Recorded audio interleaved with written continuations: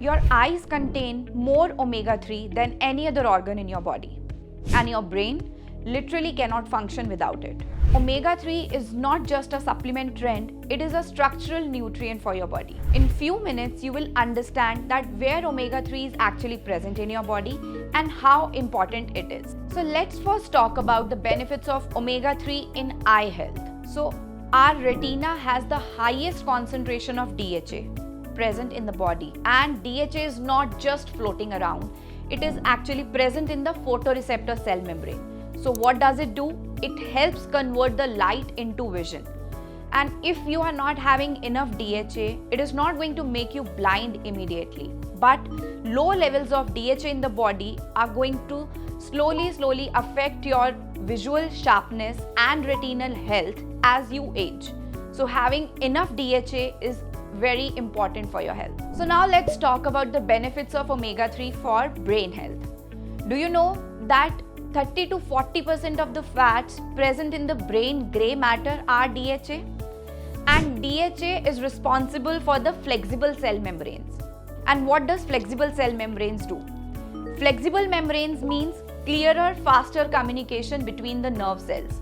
So having enough DHA is very important to have improved learning, memory and thinking. So if you don't want to have poor memory while you age, start having enough DHA through your diet or with the help of supplements.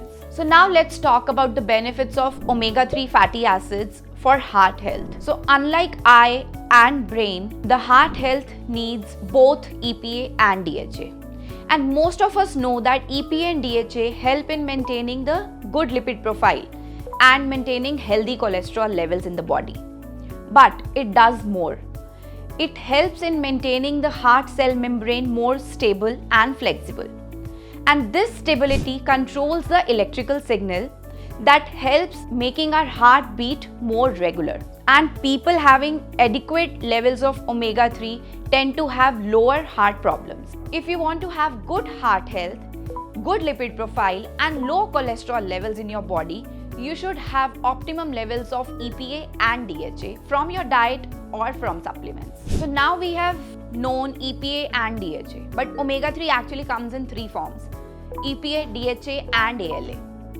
So EPA and DHA directly comes from either from the fish source or marine source, and ALA comes from the vegetarian source like seeds and nuts.